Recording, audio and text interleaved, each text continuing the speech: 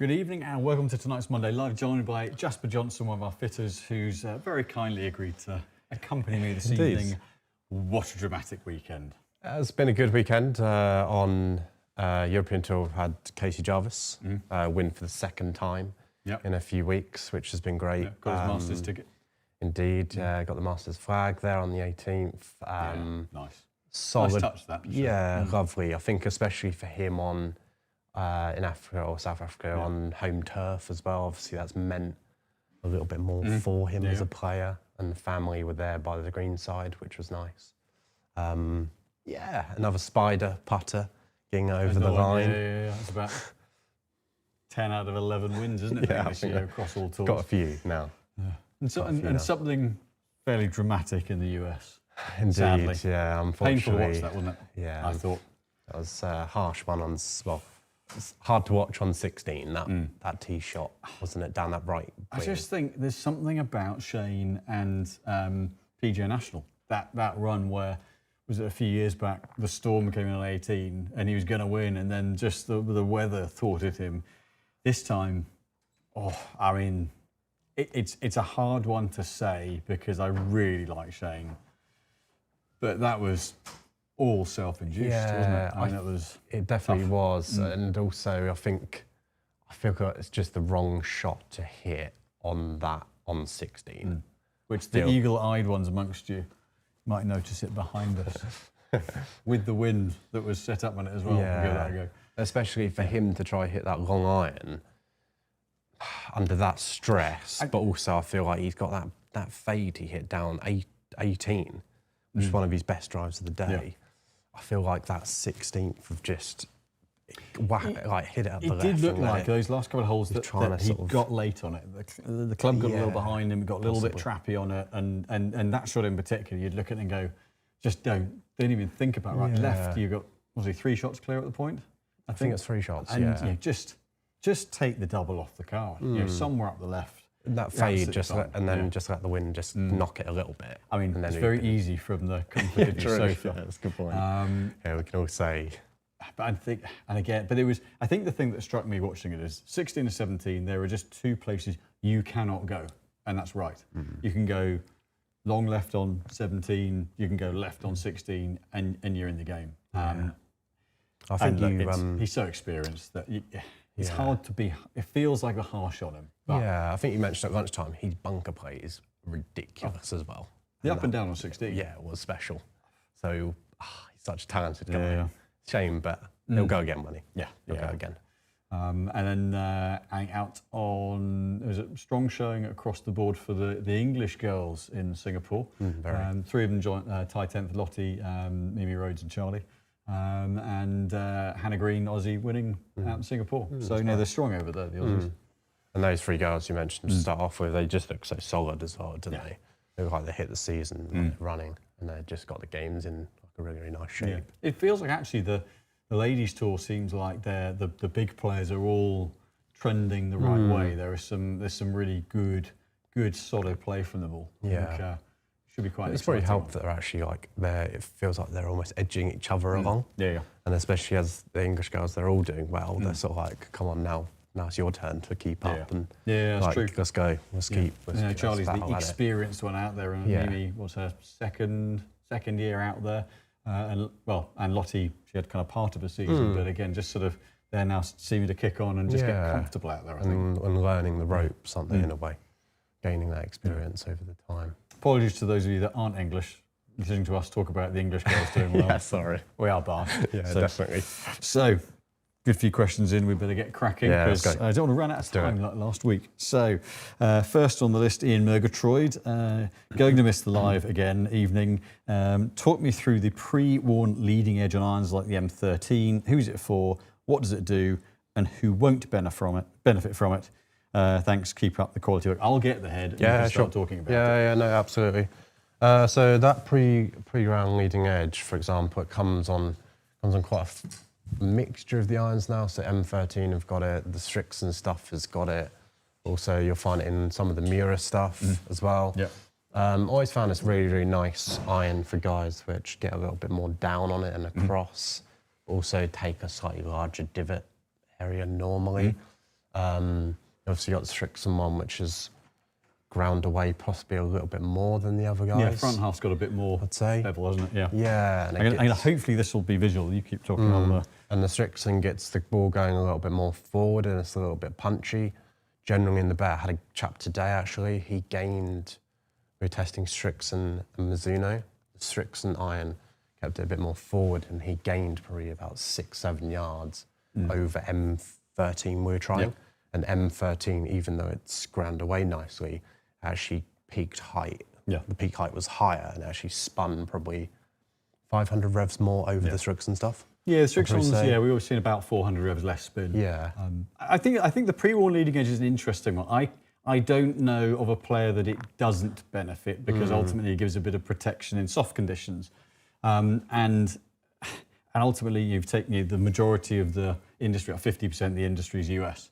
And a large chunk of it's Asia, and it's that slightly softer turf, softer grass where there's less root structure, other than say northern part, northeast of the US is more similar to over here, where it's a thinner leaf grass. But that just means that it gives you it just helps that leading edge get into and through the turf a little bit more. A sharp leading edge can catch.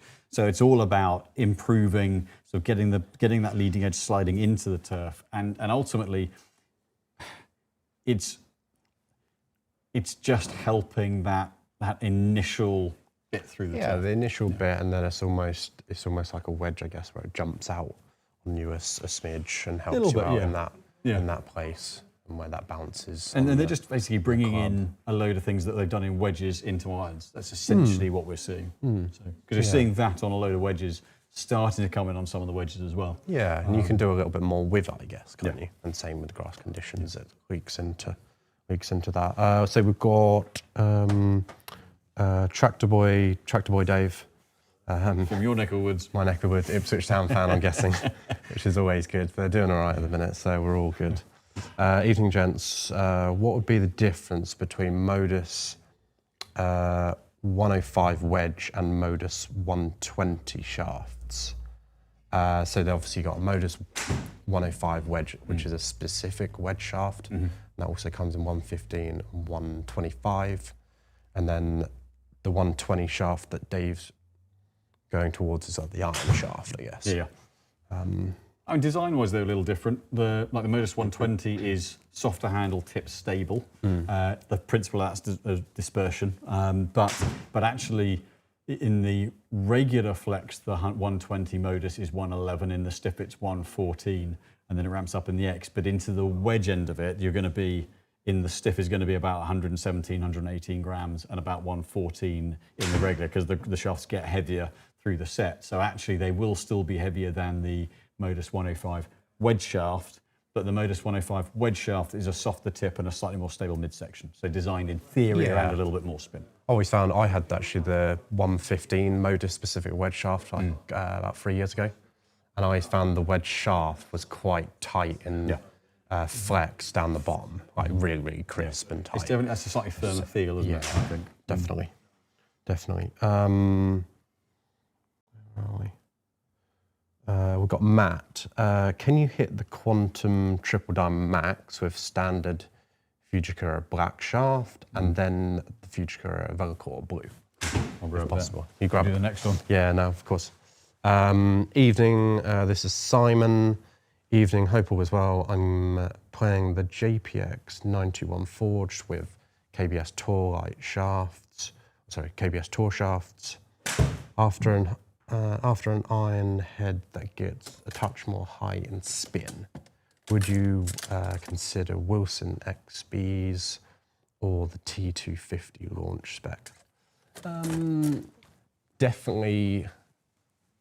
Yeah, both would be nice. I'd say, considering you're already in JPX forged or the 921 forged, I'd say they do offer a little bit of launch and spin anyway. So it'd be interesting to see in testing what happens when you try possibly a slightly different shaft profile and to see what happens there. Or if you like that golf shaft, you could also back the lofts off from what you've currently got at the moment. The T250 launch spec is absolutely lovely. It's going to feel a little bit more clicky and it's got a little bit more pop coming off it, but it'll definitely spin and launch loads higher. And yes, you will definitely get the launch and spin you want to see, but you'll lose the feel from a Mizuno 921, definitely. You'll lose that sort of feel factor. I've assumed when it said Fuji black shaft that it's the Ventus black chart, which is the stock one in the triple diamond series. So it's not the aftermarket one. The one thing I will just highlight on this to everyone is if you see a shaft with that Ventus logo on and it doesn't have the word Velocore or Velocore Plus at the bottom, it is not the aftermarket one. Jasper is dutifully showing us the Velocore Plus at the bottom of the blue. So that's a way of knowing whether you've got a stock or an aftermarket one. So. Right, let's see it. I've now got to put my money where my mouth is. I'm now hitting down the tightest bit of the fairway as well. There's a bit of wind. We actually put the wind the same, 10 miles an hour into off the left. So essentially, this without having the Velocore Plus is not. It's not got the material that really makes the Ventus the Ventus. So the Velocore Plus is through the shaft, stabilizes, reduces overling, and makes the tip very, very stable. So let's start with this one. The Triple Diamond Max is a low spin head though. So out of this one of the things that I get, that's pretty one of good. the things I get from this shaft that I don't out of the aftermarket one is I get a little bit of give and go through the middle. The tip's not that loose, but you definitely feel that midsection load and pop a little bit more. So that's something, I'm definitely not hitting another one with that. That's definitely something that this shaft gives you more play in it. So in principle, it's still a low spin shaft in terms of tip profile, but you're definitely going to get more feedback out of it than you would the aftermarket one. Whereas, switch. I've always found the paying the upcharge in the shaft gives you a little bit more feel as well. You have obviously the higher end materials, which that is why you're paying that extra stuff. For them, the companies, when they go to the shaft manufacturers, they'll go to the shaft manufacturer and the company will link up and they'll say that, can I have that paint graphic, but can I have it at X price? And then yes, they're gonna have to take sections of the goodness out. And that's the whole thing, really, isn't it? Yeah. They want it to look like it's good marketing for them to have a Ventus shaft in.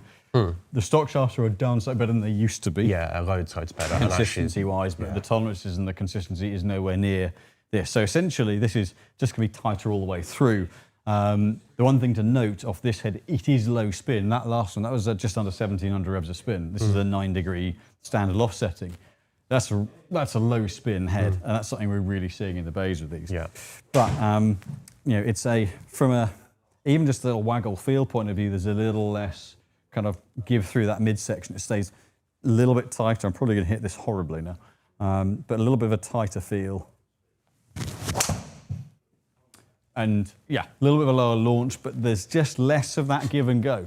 So it's more of a good job you can play. Yeah, it's really good. It's more of a the whole club feels like it's a unit rather than a bit of a lag and give. So what you're getting for your extra $200 from that shaft is structurally more rigidity. Yeah, it's a really nice representation. But I'd say I don't know whether you agree, Simon, but the black series in that shaft compared to the black, it isn't anything like. They're not like for like, are they? In terms of the char, the stock one? No, very different animal. Very different to actually the real and the non-real. Yeah. Very different. So again, that's why have a test of it and see whether you find the difference. You might find that the stock one actually swings better for you. Yeah. I was fitting someone this morning actually, and we were going through those sorts of shafts, and we went slightly upgraded in the other items, but actually we found a nice 5-wood that actually that shaft was in the 70 still, but actually really worked quite nicely for him. So particularly in the fairways, that's where a little bit more responsiveness is generally a good thing. So don't automatically eschew them, but for someone who loads a shaft heavily and wants a firmer, tighter, crisper feel, you're likely to get that from the aftermarket one. Right, let's go. Kevin Phillips. Hi guys. Wondering if you can break down the new Aretera A02 and what is similar to. Ooh. What's it similar to? Ooh, So wow. there is one bit that Aretera are doing that no one that I'm aware of is doing, which is how they're layering the bias core and the linear core. So by that I mean there are generally two types. You've got linear core, which is laid with the fibres down the line of the shaft, and you've got bias core, which is at angles off that. Now what most brands will do is have a batch of layers of one in the inner core, and then a batch of layers of the other on the outside. So essentially, linear core affects the bend profile, and the bias core affects more the rotational rigidity, torque, essentially, in kind of simple terms. But what Aretera are doing is one layer of one layer of the other, one layer of one layer of the other. So they have to switch machines to do that. It takes longer to make, but in principle, it means it's a more consistent load through the shaft. And we're definitely seeing slightly higher club speeds out of them. Yeah, very smooth feel. Since I've tested it in the bay with a few people, that I've seen some big gains. Like serious gains where I've worked through everything else. And then I think it was on the wall when we first got it. I grabbed it, and for one of our regular clients, it gained 5 miles an hour. Like, I think Matt and I saw about 3, quick. didn't we, I think? Yeah. And same for you guys. It's really well worth trying. Yeah. I mean, the Blue Series would be, I mean, what you do feel out of both of them is almost like the load whips through the shaft. So it's almost like the energy transfer down the shaft, you can almost feel it. What's it similar to? What's it similar to? Not quite sure, actually. It's a bit of a unicorn. It's a little bit of a unicorn type. Yeah, I'm not quite sure. I think, but I mean, balance-wise, the blue's pretty neutral. The grey has a little bit more tip balance, but from a feel point of view, I'm not sure there's anything that it really matches to.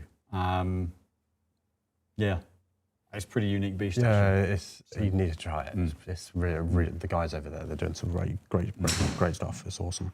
Shaco 79. How much tipping on a Ventus Blue Velocor Plus do you recommend for hard stepping into a freewood? Future states no tipping on freewoods, which I find strange.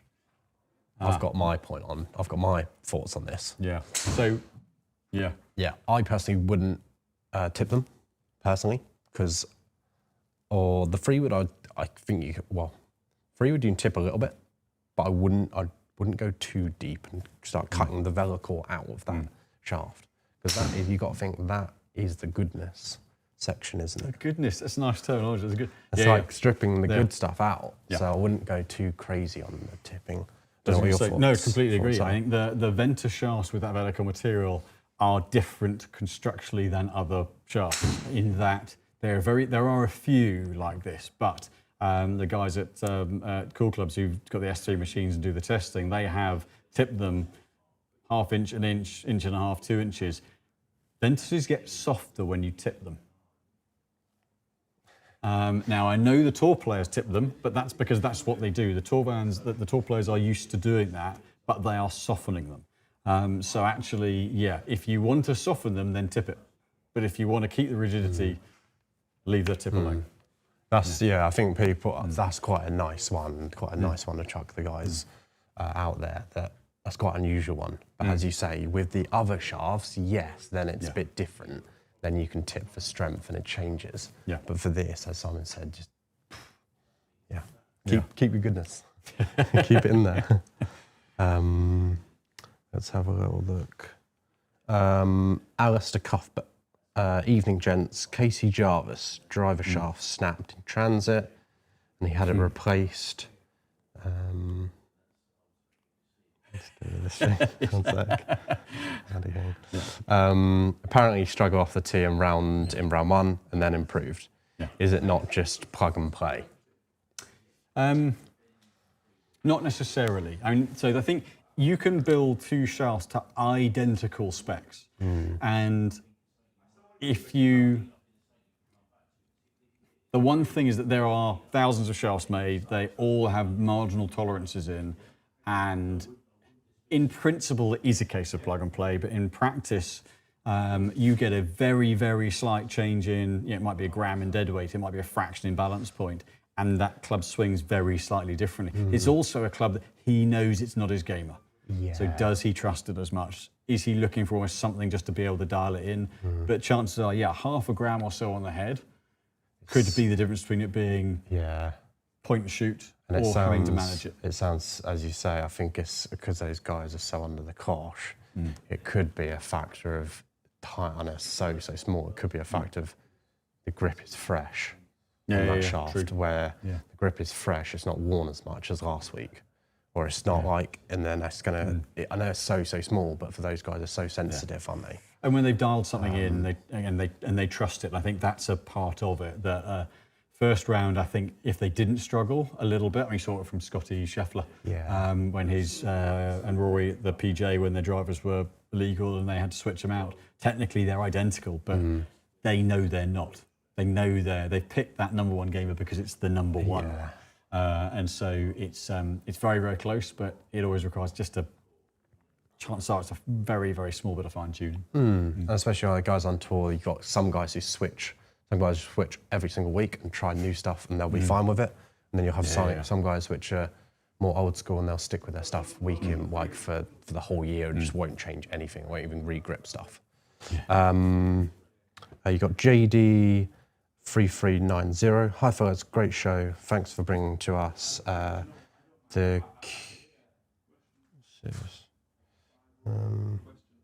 Question. Sorry. You think it was a new new shaft? God. Yeah, true. It actually was. Question: I've been playing Ventus TR Blue stiff for 4 years. Swing speed is slowing down. Any recommendations for the next shaft? So Ventus TR Blue in the stiff. But that'll be series. first gen, so that'll be about 67, 68 grams. Yeah. But they swing differently. I think I saw another question. They swing a bit differently to the new series.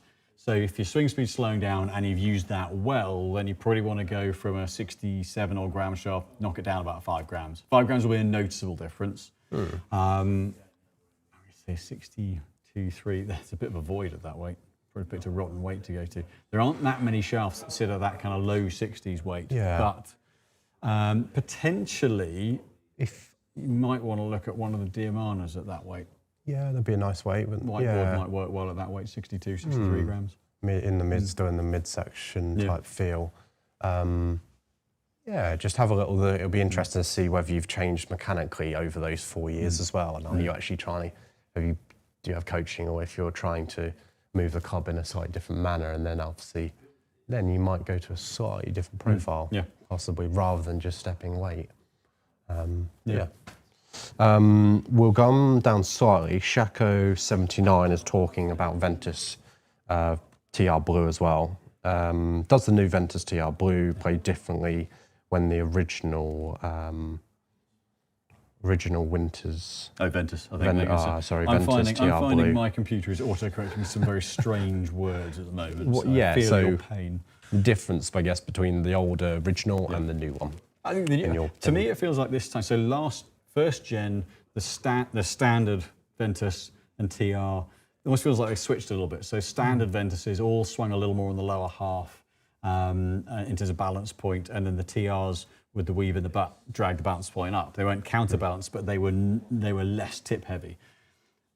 Feel like this series, the Velocore Plus, are quieter in terms of balance. They're not as tip heavy. They swing more easily. They have a little more response. The blue TR's quite a stout beast. It swings heavier.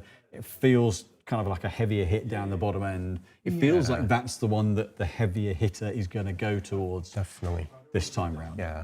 It feels like a more substantial creature. The Yorkshire Blade. Just received my M15 5 to gap wedge. At the top have a gap from 5 iron to 4 wood. What would you recommend bridging the gap?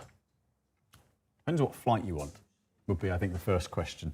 Is it a high-flighted, soft landing shot? Is it a fairway approach club? Is it a teeing off club? It's a really nice one. I did a fit the other day. Got a chap some similar situation where he went 5 iron to pitch and wedge in M15. And he plays like quite a tight, fiddly golf course. And we actually did a fly high one of the new fly highs in the 4-iron, and he wanted something where he could advance it down like a small hole at 215 type yardage, and he just thought the 4-iron in the M15 may have got just a little skinny on the top line. Yeah, they're still quite a neat head, the 15s, Yeah, aren't they are actually. Yeah. They're cleaned off a bit from the 245s. And the other way is would then be if you're wanting it more for approach shots to par 5s, if you play a course which is a through the air course, you might want to look at a hybrid or a 7-wood, potentially, just to get it up and carrying. So it is very much a, what shot are you looking for it to do, what scenarios, and then essentially relative to loft, you've got iron, hybrid, fairway wood. And so that would be kind of the start point. And then, obviously hybrids, do you play it more like an iron or more like a wood? And there are myriad options. But I think start around what shot type you're wanting, what ball flight suits that, and then build it out from there. Let's have a little look. I'll start asking you some questions. Where have we got down to? Aerials Plus, yes. Good evening, gents. Can you compare QI10 LS with QI35 LS? Is the new head more stable and more forgiving? Thanks. I go and find the QI35. Yeah, see if we've got it in the office. On that, I would say the QI4D LS, super, obviously super low spin. Nice thing is obviously you've got that weight port structure, which you can still change. We've found with the new tailor-made stuff is so good across the spin.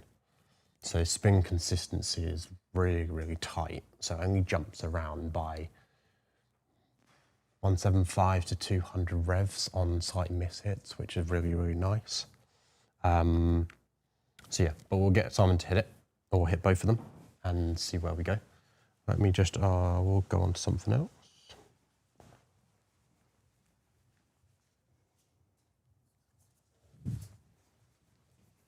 Let's have a little look.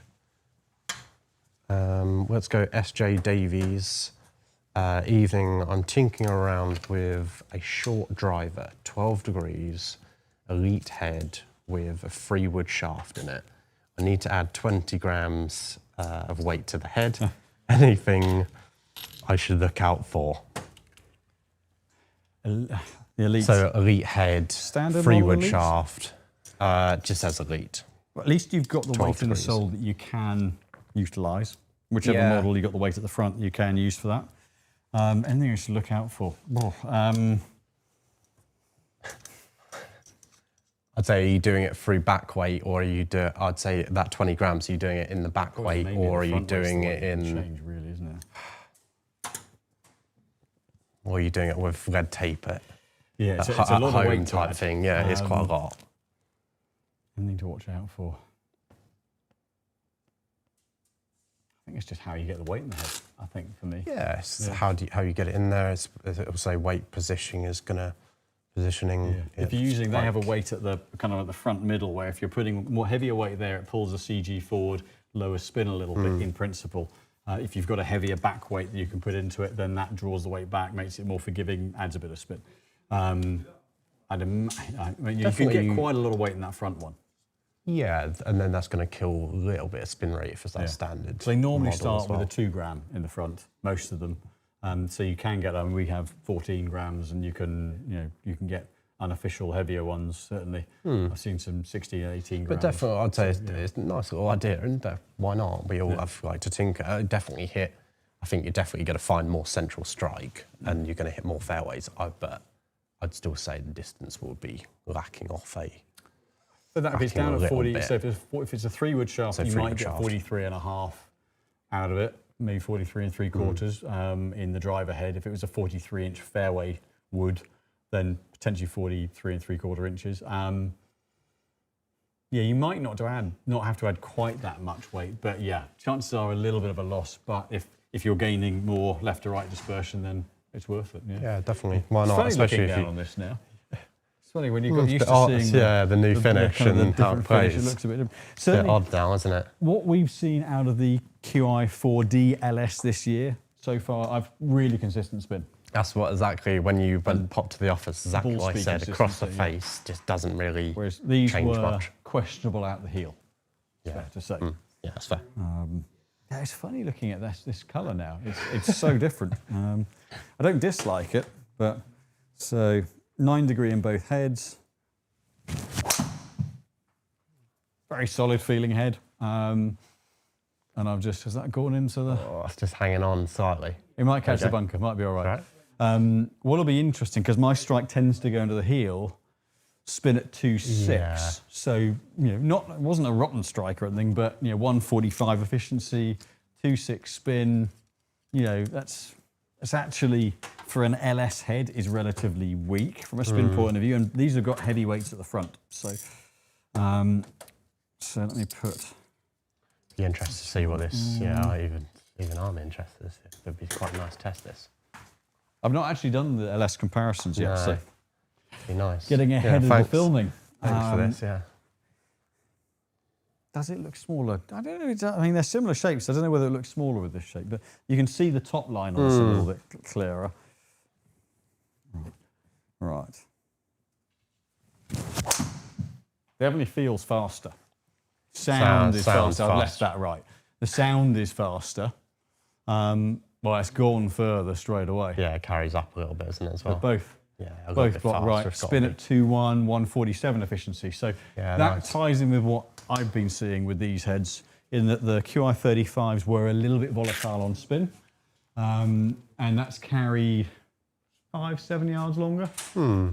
But you've got 15-20% less spin and another couple of miles an hour ball speed out of it. So that would definitely tie in with what I think we've seen in the Bay. So yeah, no, definitely. It's got a nicer sound to it, a livelier sound as well. Jesse N 1976, playing KBS Tour Light in my irons. Can you suggest and or test some driver shafts that would be a good complement and worth exploring in a fitting? Ooh, so that's around the 100 gram mark. This is very much, we're going to have to go very vague on this because there is no guarantee. But if you were to take that shaft, so it's around 100 grams, so it's lighter mid in terms of proportionate weight, very evenly weighted, if not slightly higher balance, slightly and got higher, a bit of tip response. Yeah, slightly higher launch So characteristics. 55 odd grams driver shaft, I would say. 50 to 55 grams. Yeah, I think that's. I don't think you need to go lighter than that. Isn't it? Something with a little bit of a reaction in the tip as well. So one that I would look at if you're going aftermarket, VA Composites Villain 55, not overly dissimilar, or if you wanted more counterbalance. Sinister CV's a bit more stout at the tip, but the balance point's probably good. Yeah, Diamana range maybe in the... Graphite Design CQ, very smooth feel, uses the tip a little bit more, slightly higher balance. If you're not wanting to go quite so dear, glance at the wall, just think of it. If you want to keep pricing down a little bit, Aqua the GX 150, that's not going to be a bad option. It's good, good value for money, though. C6, Mitsubishi C6 Blue 50, that would be another one that wouldn't be too dissimilar. Here we go. So, Jason Mikesell. Good afternoon from Sutherland, Maryland. Love the channel. In an iron fitting, how do you determine which shaft complements the player best? So many options. Do you ever have the player try the same? You said? So ultimately, I would be looking for starting at dead weight. So what are they currently using and how is that performing? And based on that, what are we trying to achieve from the fit? That's got to be point number one. Are they doing something with their swing? Are you trying to help them achieve something from a timing point of view or from a swing point of view with the setup? But ultimately, I'll do the first bit, you can do the next bit. I'll do the dead weight bit, and then you can do the more nuanced bit afterwards. So I'm stood holding a driver. Let me grab an iron. Yeah. The most important part of the initial bit is get the weight category right. So if the club is too heavy, then you're going to see if someone starts down, it gets on the back hip and they get stuck. So either they'll kind of bottom out into it or you've got to come out of it, actually lose posture. So what we're wanting from the dead weight is to get the club and the player arriving together. So if you get the base weight right, as you build speed from the top, the club comes with you. So you can start to see very quickly whether the club's getting away from someone as they start down or whether they really heave at it. and actually just asking by switching between different weights, the players are going to start to feel what's more comfortable, and then you start to look at balance point, which Jasper will describe. Yeah. There's obviously different balance point to this. There's obviously different balance points. There's high, mid, low, different weight options. Everyone is more weight sensitive, I would say, rather than a flex point. So you can go up in flexes to hit a certain weight bracket. So for example, in Modus 105X, you'd then jump up to more like, it gets close to 110-ish, around there. One thing I've noticed is, especially you can work, it's almost, yes, with fitters, but also it's good for us to keep that teaching aspect within the fit as well, because you'll find that players, when they get the right shaft weight, they'll deliver it end over end on the same spot and the same swing over and over. And then you can then link with TrackMan to look at your averages, but also look at how much the deviation between those are jumping around by. Yeah. Is that fair? Yeah, Yeah, I'd say. absolutely, yeah. And then linking that in. But yeah, you want to obviously find some, generally, if you've got certain weight zones, someone will feel where the head is a little bit more at the bottom, to then working in the mid. But it's quite you need someone in the bay to test it. It's easy when you've got someone there and they're hitting it, you can move them around and see how the delivery pattern changes and start to dial in on, like you get someone who's a bit more aggressive and pulls on the handle more, you're likely to need weight in the bottom end to hit against. But it doesn't always work that way. So it is a bit of what we call a kind of bit of a Goldilocks thing, as too hot, too cold, and just right, and you're using dead weight and balance point to dial that timing in that ultimately leads to consistency. I think it's one of those ones where we do obviously every single day, and we've done it for years and years and years, and worked with anyone from a beginner all the way to tour player, luckily, and everyone here is very, very good at what they do. We can spot it pretty quick of how that weight is feeling for the player, from what they're currently gaming to what objectives they want to tick leading into their new irons, and I think that's clever. So I had a chap this afternoon who's bottoming out a little early, struggling with getting a little bit heavy strike. Yes, he drops the club in behind him, but he assumed that was him, and he plays Modus 105. We actually put him in a Zelos 8. Plays a little longer than standard. So you can keep the handle out in front of him and then use the head weight to delay the hit. So he gets the handle in front, create a little bit more lag with the head weight, which then moves low point forward, which means he gets ball turf rather than flipping at it.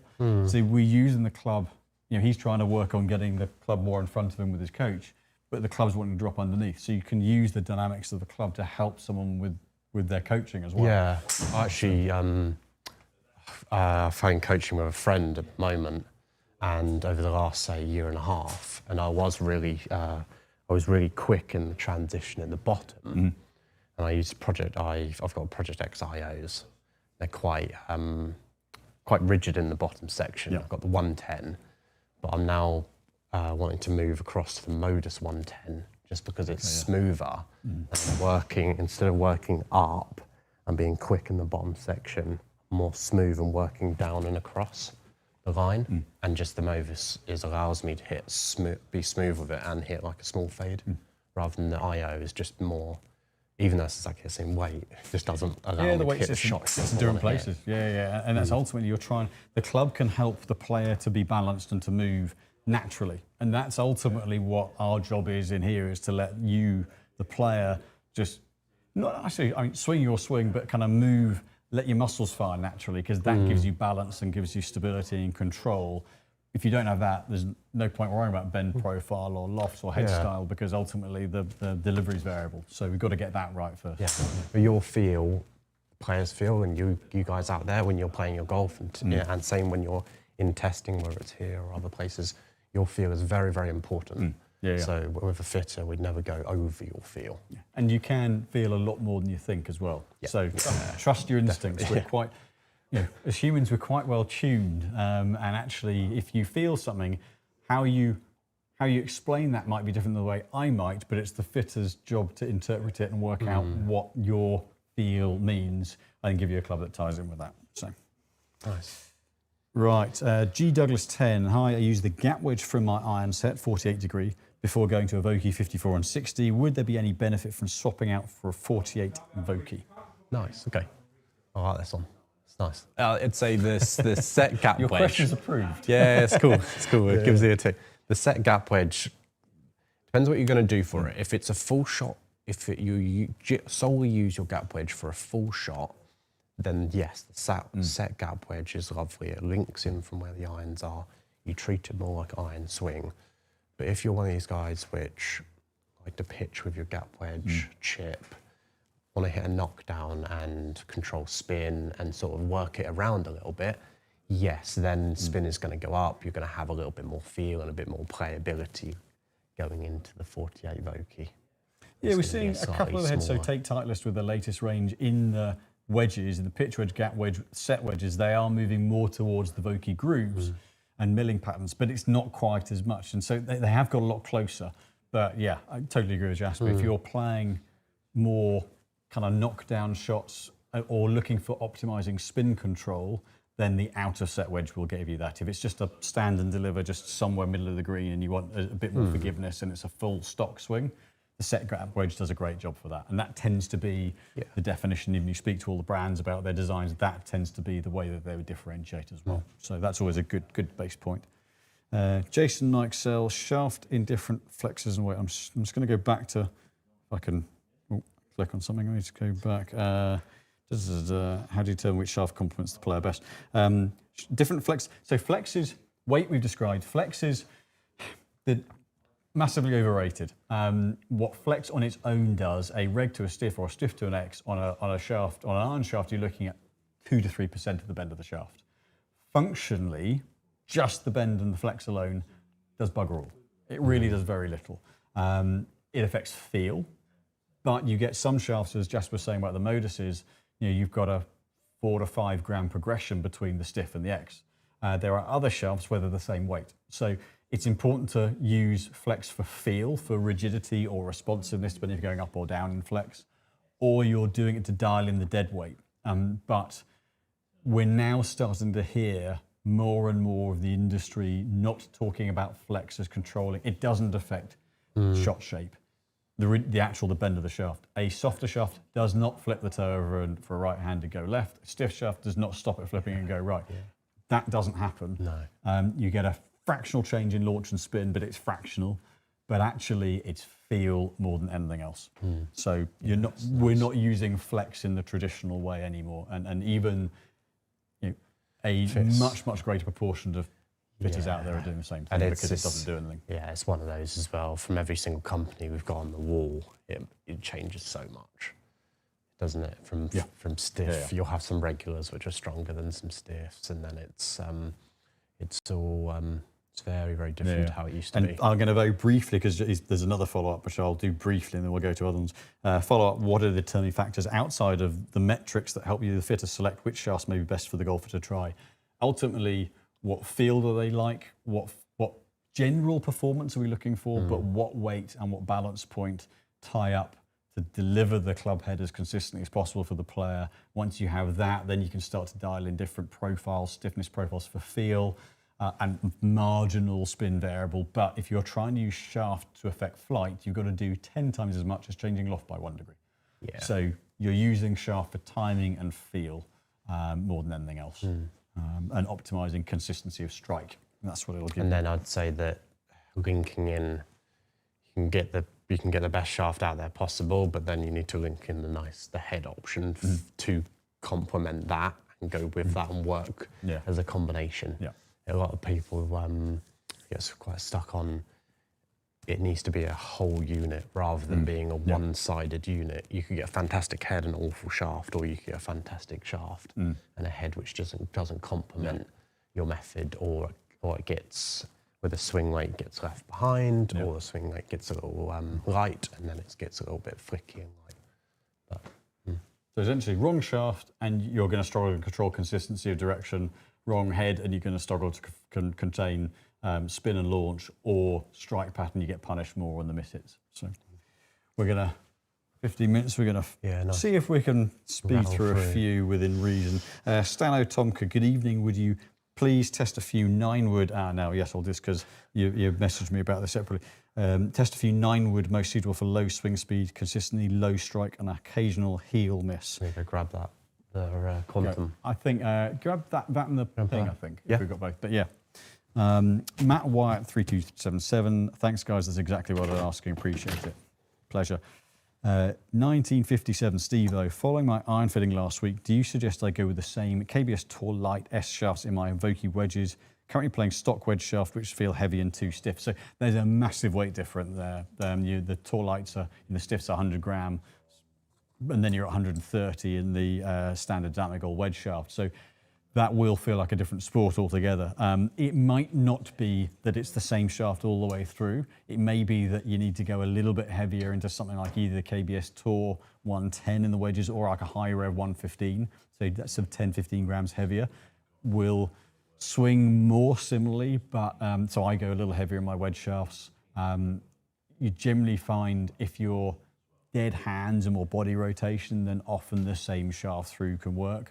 But for a lot of players, going just a little heavier for the partial swings helps get some control. But going 30 grams heavier, yeah, that's going to have a big difference. So look at just going to something around the 110, 115 gram mark into the wedges, which will give you a bit more control and you know, really feel on the shorter swings without making like a sledgehammer. Paul Stewart, hi guys, I have a set of Mira IC 602 irons with MMT 75s and Golf Pride Multicombat Plus 4 grips at D1. Swing weight feels light on the head. How do I get more head weight? Tried a lead tape on the head, but didn't work. So that setup at D1 is not overly light in the head, but for every swing weight point, it's 2 grams of lead tape. So potentially, I don't know how much you've put on, but try putting on 4 grams worth. Get a couple of swing weight points on it and see. If that still doesn't feel like it gives you enough feel for the club, chances are the shaft's too light. Which unfortunately is probably not the answer you wanted to hear because it's not a very cheap change. But if you're going up to say D3 with those shafts, that's quite head heavy. So yeah, if you're still struggling to feel the club head, then you're going to need to test some heavier shafts, I'm afraid. Tiger Tim 9232. Love to see Simon's numbers in the new 440K, 9 degree head, flat setting -1, neutral weight setup. We'll do this one, then we'll do that. Horse Racing Legends. I had the pleasure of meeting Mr. Horse Racing Legends last week. Great fun. Many thanks to Simon for my fitting my son Alexander into a new driver last Friday. He'd recommend it to anyone looking for a fitting. Yeah, really interesting fitting, that one. You know, good amount of speed, but was losing the club face a little bit, and we just changed a bit of balance point and went to a slightly more stable head. The Triple Diamond Max did a great job from a spin point of view. Good player, Alex was. A really good fun session and lovely to meet him. And you never know, maybe get the old man down at some point, sometime as well. Yorkshire Blade, high flighted soft landing, not an iron. So potentially 7-wood could be a little high, depending on where you're playing, but something like a hybrid in that 20, 21 degree region, that's where I'll grip down that, would, you know, if you're looking for height out of it, actually the Cobra, I think the Cobra is a good hybrid head for that, or the Ping, the 440, if you pick it, picks it up really well. But it's not the highest spin head, but that one's going to give you height when you pick it like a wood. But, yeah. We'll hit a few of these. 9 woods. So we got, that's a bit of fun as well. We've got a little, we've got an 11 wood. 11 wood in there. We were having a little bit of a play around with this one the other day, actually. Where do you want to start? I'll start with this one. So 9 wood comparison. So Ping 440 Max. I think it's interesting. If you tend to miss them in the heel, once you get to this loft, I don't think there are going to be a lot of heads that are going to be brilliant, because at this sort of loft, heel strike deadens ball speed and spins it. So great for that guy who like just picks her off the top. I think if you're kind of shallow throw into sort of shallow inside these are really going to get flat. I don't know what speed you are, but going to kind of put a moderate speed on. So try and keep it kind of 90 miles an hour or so. But if I'm trying to nip it off the top, God, there's a lot. You can see a lot of loft there, can't you? That's loads of loft. So that felt like I've barely touched the turf at all. This is into off the left, remember this Yeah, one. be kind, everyone. Please be kind to him. So 90.1 miles an hour is pretty Right. good. You're 5.3 on spin. So this is something you're going to see out of these. There's plenty of launch and spin. So that's a it's into a bit of a 180 odd yard shot, but if you can click on the time and pop launch angle on it, we don't need spin axis on that one. And then 17.6. Yeah, so 17-degree launch angle, 5.3 spin. It's basically a 6-iron ball flight for me there. So that's the ping. Let's go into we've got the Quantum. that was 9, wasn't it? Yeah. Yeah, this one's a 7-wood, so it's a little bit stronger. If we do the same thing, these two sit nice and shallow. So actually, in terms of picking it off the top, really good heads. We'll do the same thing. That's actually picked it up. Sounds nice, doesn't it? It's a slightly more solid feel. More sort of crisp. In the water again, unless I've gone into the houses, that would be even better. But 4.8, so spins down 500 revs. Launch angle still up at 17, nice. So that's actually picked the ball up really nicely. Again, all the swing Simon's putting on these are sort of a moderate swing speed, 91 mile an nothing hour, like too. And now this one, this is the too harsh. This is the 11-wood. This is 27 degrees. So if you're really, you're looking to compare a really high, I mean, it's almost onset. There's so much loft onto this. It's quite. But let's see, same swing. Now that one I have caught a little bit in the heel. Oh, look at that. It's just hovering Come up there. Come down yet, or still up there? Yep, just nice. almost the 9-second drive. 5.7 on spin. So got a little bit necky, 90 mile an hour, 17 launch. So launch angle, now look, I don't know whether I'm doing anything to manipulate that, but 5.7. So the spin rate's gone up 1,000 revs on this versus the 7-wood. So that extra 5 or 6 degrees of loft is 1,000 revs on spin. So if you're looking to gain spin, that's where these lofted wood heads are really good. And anything at this loft, none of those, I'm not hitting down on any of those or not consciously trying to pick them. They really help get that ball up quickly off the deck. And there are more options now than there ever been. Oh, there's another fantastic option. 440K. Let's go. Oh yeah, 440. Yeah, what are we? 440K. You need to test.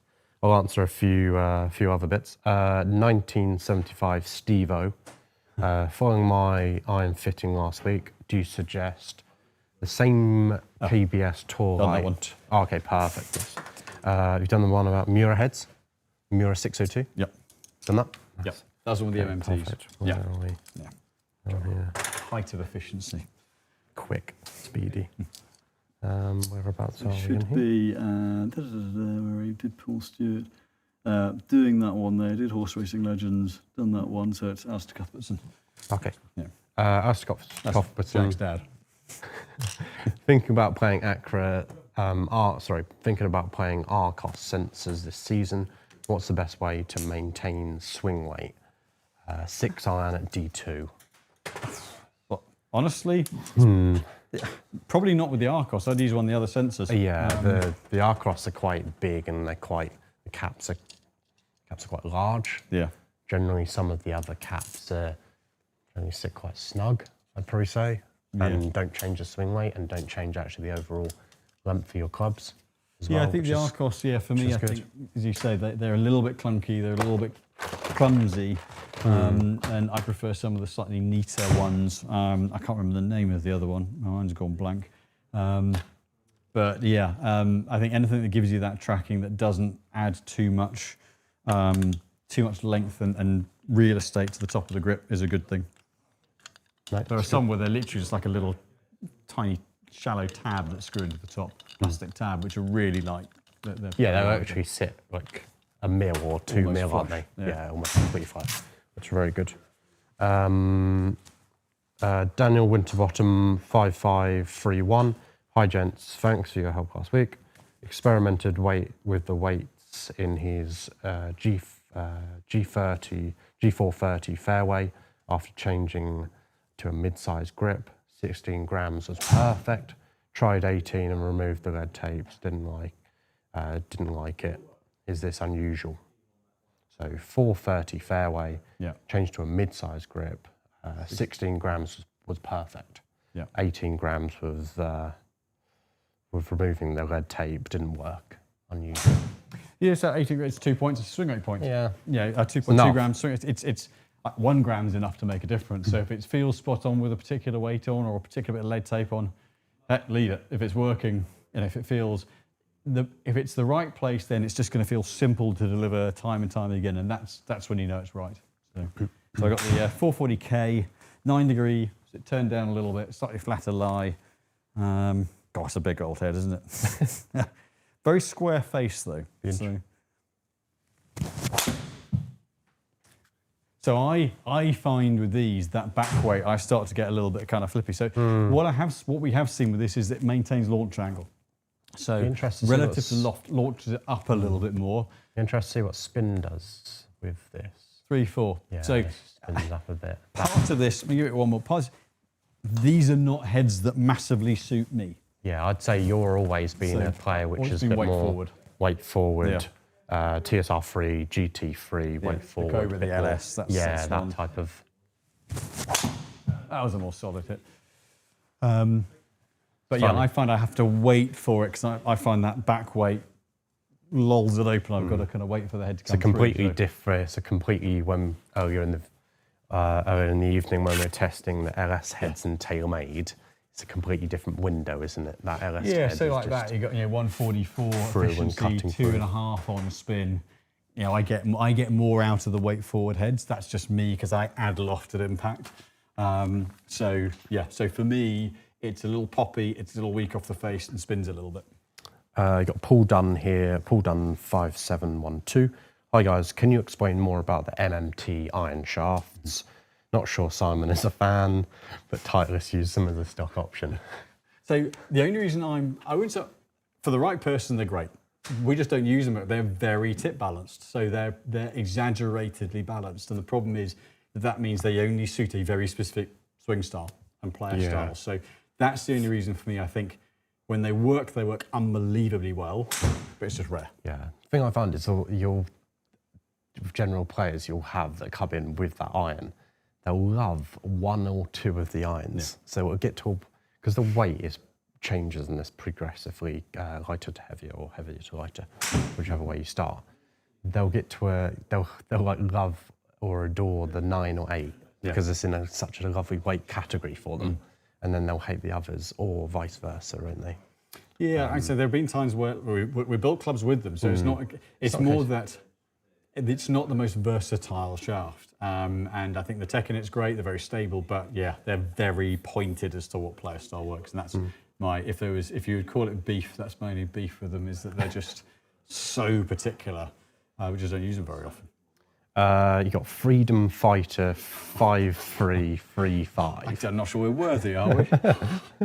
Evening, guys. Is there much difference between the Denali and the Denali Frost? I would say Denali Frost seems, I think it's a better shaft. I'd say actually better feel in there. Yeah, and certainly the Denali Charles tolerance. The other stock ones they swing a little heavier. I think the Frost seem to be a little more responsive and a little bit more. Almost a slightly more universal shaft. The Charles and things, which were the lower grade models, just seemed to be, they swung quite heavy. Whereas these ones seem to me, I think, are just a more versatile, a better option across the board. Sort of enhanced it, and also you'll see that Frost series going into a lot of the manufacturer's stuff, just in different graphics. It will come in a blue, it will come in a silver with a white Frost pattern, and it will be, in certain manufacturers. What have we got? Ben Young, 3765. Love your show. I've gone light using Vanquish 5TX in my driver. What would be good in a fairway? Now, depends what colour, blue or green. But that's going to be, it sits only just under the 60 gram mark. So I'd probably go, where would I go? GC? 66, maybe? Depends what balance, depends what the balance does. That might not be heavy enough. Yeah. Maybe kind of 67, 8 gram option. I mean, you could go Ventus red. Yeah, lovely. Ventus good fairway. It's good fairway 60, shaft, 60, isn't it? 67 gram weight. That would work pretty well. Alternatively, says glancing at the wall. The new green has been a good shaft. And it's a little more stout, isn't stout in the tip section, rather than the blue. It has almost like a bit more of a flick. and a bit more of a feel at the Blue's bottom. a little softer. and Green's got a little more collects guts at the nicely. bottom end. Yeah. Villain 65, that would work as well. BA Composites. The underscore first underscore cut. Do you find G440 Max Fairway would swing very head heavy and aftermarket shafts compared to Ping stock shafts? Yeah, the stock shafts are counterbalanced a lot of the time, or higher balance. Most of them are. So we do often, yes, take a little bit of weight out of the heads when we're building aftermarket shafts. Yeah. And if you do have that aftermarket, if you do have that standard option, maybe come to ourselves or somewhere else and get that head weight and swing weight checked as well, and dial in those swing weights. Because with those weights, they're very versatile. You've got lots of options with Ping, so you can definitely dial that in. Do that. What have we got? Let's kick through. What have we got? A few. Follow up on AMT. Okay, yeah. Why do you think Titleist put them in as stock? Seems unusual. I think they've got to deal with true temper, and it's a shaft principle that they've used for a long time, and I think that's just something they stay with. They clearly use it quite a lot. It's just not something that I'm aware of anyone outside of a stock fitting using. But, I guess they obviously use it quite a none bit. of the other companies have gone to it. Blue. So that'll be the Vanquish Blue. Okay, yeah. So so a little bit of a softer profile. You could potentially even, look at something like a C6 Blue 60. Might work quite well on a fairway as well. Yeah, maybe Similar colour scheme. the Villain, possibly. That's a nice match. In like the 55, 65 type action. Right. Nice way. I think that is us. There's us. Cover them all. Amazing. Yes. Now, for those geeks of you amongst you, may have seen a little teaser today, which is McLaren Golf. Now, we might know a little bit about this, but we obviously can't say anything until April the 29th. But McLaren dropped a little taster today. There is something McLaren Golf coming, and look out on April the 29th. So a little bit of news to go digging with to see what you can do. And yes, there is some papaya in it. So there we go. Start of the F1 season, it's a bit of McLaren Golf getting dropped. So check that one out, and we'll no doubt, as soon as we can share details on what that is, we will let you know. There you go. So, good evening. Thank you very much for joining us this evening. It's all right. Great to have that kind of to and fro of the fitter. I hope you guys enjoyed that as well. We've got week after next, we have a special guest week after next. We'll let you know a little bit more about that next week. Not one of the staff members, you'll be pleased to know. We're now really into the swing of things. We've got, is it Bay Hill this week? Is indeed, yeah. So, believe so. Really starting to ramp up. 5 weeks to go. 5 weeks to go. Very excited. Enjoy the Florida swing, and we will look forward to seeing you next Monday. Have a great week. Thanks for all the questions, and we'll see you soon. See you soon.